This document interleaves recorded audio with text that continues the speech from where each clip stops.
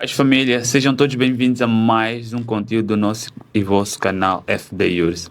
E hoje no nosso podcast nós temos uma convidada super especial, a doutora Ebenezer Raimundo. A doutora Ebenezer Raimundo hoje vai nos abordar acerca do procedimento disciplinar no âmbito, como é lógico, no âmbito laboral. Doutora Ebenezer, como é que a doutora está? Estou muito bem, graças a Deus. Doutor Gilton, como está? Graças a Deus também estou bem, graças a Deus. Desde já gostaria de agradecer à doutora por aceitar o nosso convite para nos explicar acerca dessa matéria que realmente é uma matéria muito procurada, que as pessoas buscam muito entender e compreender acerca dessa matéria. Okay. Então, eu gostaria que a doutora começasse por nos definir esse que é o nosso tema de hoje. Em primeiro lugar, eu gostava de agradecer pelo convite que me foi feito. E estamos aqui, é mais um desafio, né? Estamos aqui para aprender. Procedimento disciplinar, indo diretamente no assunto que nos interessa, nós podemos perceber como um instrumento que visa apurar a responsabilidade do trabalhador que cometa uma determinada infração. Ok. Ou a própria lei já estabelece uma forma específica de despedir ou de demitir ou de aplicar uma medida disciplinar para um funcionário. Será que é isso? Aqui nós devemos perceber o seguinte, que a medida disciplinar né, nunca pode ser aplicada sem a entrevista prévia do trabalhador. Okay. A entidade empregadora possui o poder disciplinar, aquela faculdade que ele tem de aplicar uma determinada medida ao trabalhador. Mas só que existem fases para a aplicação dessas medidas. Okay? Fases para o exercício do poder disciplinar.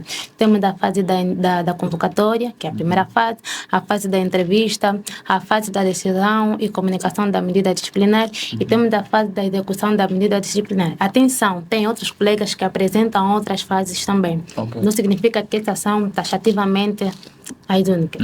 A fase da convocatória, nós estamos a falar daquela fase que também é conhecida como a fase acusatória, em que o empregador vai convidar o trabalhador para uma determinada reunião, e nesta mesma convocatória deve constar os fatos de que o trabalhador está a ser indiciado. Deve ser detalhadamente. Tipo, no dia X, o Paulo, por exemplo, cometeu isto, fez isto, voltou aquilo. A hora, a data, o local da entrevista.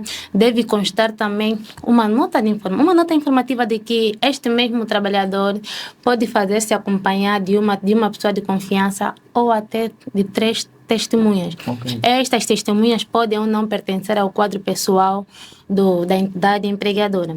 E depois tem aquela outra fase que é a fase da entrevista. Nesta fase, nesta segunda fase, é a fase que o trabalhador vai materializar o direito, digamos assim. É a fase em que ele vai se defender de todas as acusações que está a ser feita pela entidade empregadora. Okay. Esta mesma entrevista não pode decorrer no prazo inferior a 5 dias ou superior a 10 dias. Imaginemos que hoje seja ao dia 10, por exemplo. Esta entrevista não pode ser realizada no dia 13, no dia 15, não. Deve ser pelo menos no dia 17, dia 18, dia 19. No último dia acaba sendo risco, né? Okay. Devido a algumas outros pendentes que o próprio trabalhador ou até a entidade empregadora poderão ter. Isto é na fase da entrevista, ok? Depois tem aquela outra fase que é a fase da decisão e comunicação da medida disciplinar. Aqui nós devemos perceber o seguinte: a medida disciplinar ela só pode ser decidida depois de decorrido 30 dias, 3 dias úteis ou 30 dias após a realização da entrevista. E vai ser comunicada a partir da sua decisão e em seguida vai ser aplicada a medida disciplinar. A medida disciplinar é executada, né, a partir da sua comunicação. Compreendendo assim as fases que a doutora Ebenezer mencionou, qual será a consequência se por acaso o trabalhador não vier a comparecer? Bem, se o trabalhador se porventura ele não comparecer na reunião, na entrevista, e indicar uma outra pessoa, esta pessoa vai justificar a sua ausência, no caso, a ausência do trabalhador. E a entrevista poderá ser adiada no prazo de 5 dias. Agora, se nem o trabalhador, nem a pessoa por ela, o seu representante no caso, a pessoa por ela indicada comparecerem e nada disserem no prazo de 3 dias, aqui a entidade empregadora é livre de decidir à medida que ele achar conveniente ou correspondente àquela situação. Por isso é que na outra fase, na última fase, no meu entender, a última fase que é da execução da medida disciplinar, penso eu, que é por isso que ela nos apresenta esses 3 prazos, esses 3 dias, que também são 3 dias úteis, que correspondem a um prazo da execução da medida disciplinar, decisão e comunicação da medida disciplinar. Ok. Uau. Penso que seja uma aula magna. Então, eu gostaria de saber quais são as recomendações que a doutora Ebenezer daria para as entidades empregadoras.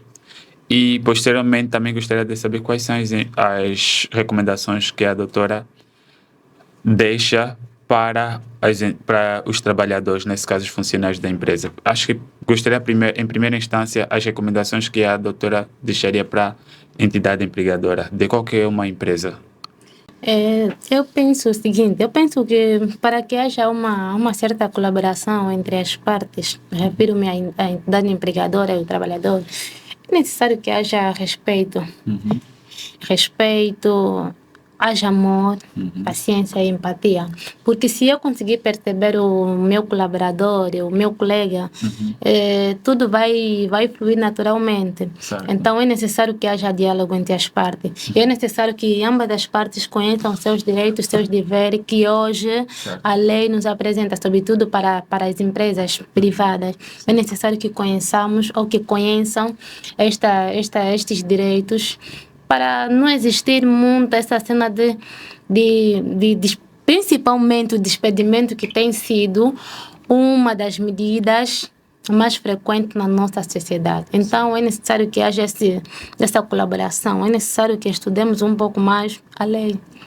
Até porque hoje em dia nós podemos notar claramente que são muitas pessoas que são demitidas de uma determinada empresa de forma injusta. Certo. Podemos verificar hoje em dia muitos casos de despedimento sem justa causa e que só ocorrem porque essas pessoas não têm noção, os trabalhadores não têm noção de quais são os seus direitos ou qual a forma que a entidade empregadora devia proceder. Infelizmente. Então, mais uma vez, agradecemos por essa aula magna, que acredito que já beneficiou muita gente que não sabia como proceder diante dessas situações. Então, muito obrigado, doutora Ebenezer. Nós agradecemos e até a próxima. Esperamos poder contar com a doutora para a próxima.